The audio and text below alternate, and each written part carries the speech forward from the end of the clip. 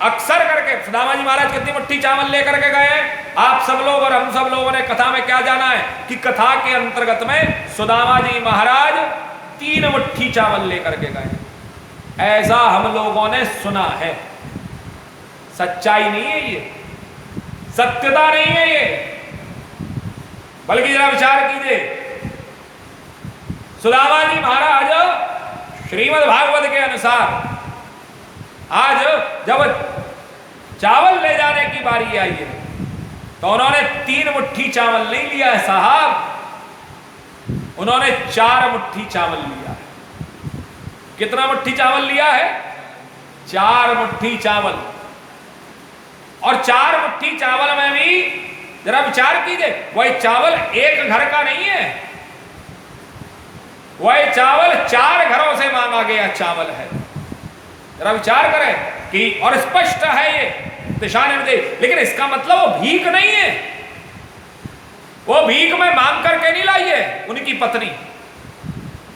जरा विचार करें, वह उनकी पत्नी जो 4 घरों से जो चावल मांग करके लाई है, वह जो है भीख नहीं है, भिक्षा है।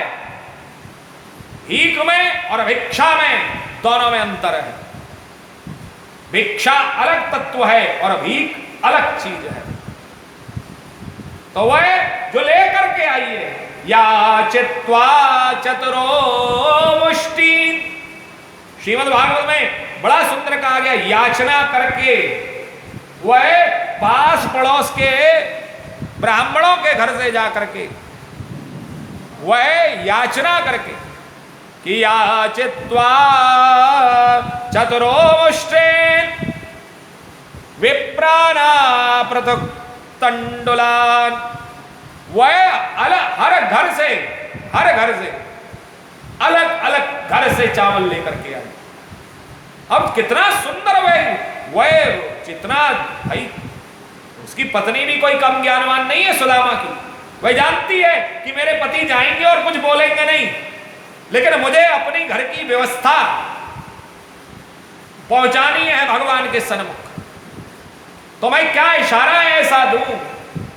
तो उसने चाहती तो एक ही घर से 4 मुट्ठी ले लेती ना, उसने 4 घरों से 4 मुट्ठी लिया, अर्थात 4 घरों का चावल अलग अलग होता है, एक जैसा चावल नहीं होता। और 4 घरों का चावल 4 मुट्ठी, जरा विचार कीजिए, मुट्ठी पंच तत्व का प्रतीकात्मक है। ये मुट्ठी कब बनती है? जब ये 5 तत्व एक होते हैं। ये पंच तत्व का प्रतीकात्मक, ये पंच तत्वों से जो है बंधन में बंध करके वह आज कहे हमारी इस बंधन को मुक्त कीजिए। हे प्रभु द्वारकानाथ, आप हमारे इस पंच तत्वों का जो बंधन है, इन पंच तत्वों के बंधन को आप हमारे को मुक्त करिए। हम आपके श्रीगान को हम हमेशा करते रहे, ऐसा आशीर्वाद हमको दीजिए। जरा विचार कीजिए।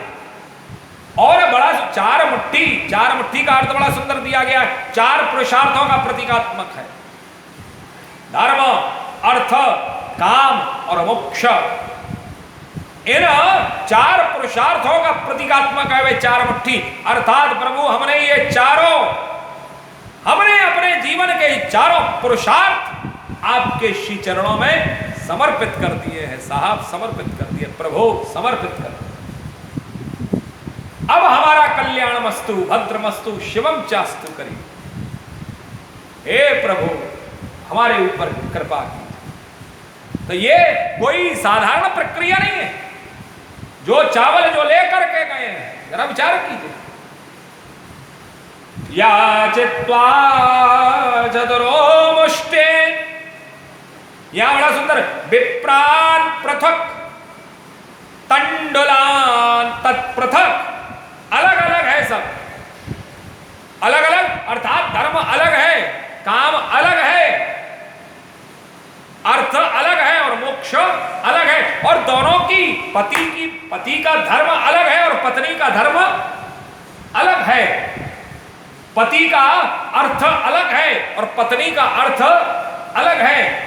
पति का काम अलग है और पत्नी का काम अलग है, तो पति का मोक्ष अलग है और पत्नी का मोक्ष अलग है। ये अलग को हमें एक करके प्रभु आप हमें एक करके, एक ही हमें अपनी कृपा, आप अपनी कृपा हमको प्रदान करें। ये संदेश दे रही है सुदामा की पत्नी द्वारकापति को, द्वारकानाथ को कि हे प्रभु आप अपना आशीर्वाद, आप अपनी कृपा हमारे ऊपर बना दें। आज आवश्यकता है।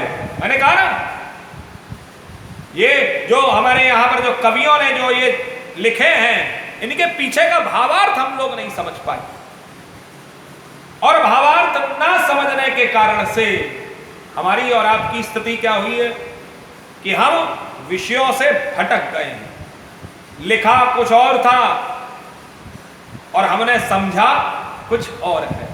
लिखा कुछ और था, पढ़ाया कुछ और गया, समझे कुछ और। हाँ, ये भी बात है महाराज, बिल्कुल सत्य वचन है। लिखा कुछ और था, पढ़ाया कुछ और गया और समझा कुछ और है। यही स्थिति रहती है वस्तुतः भी, कथा इत्यादि में भी।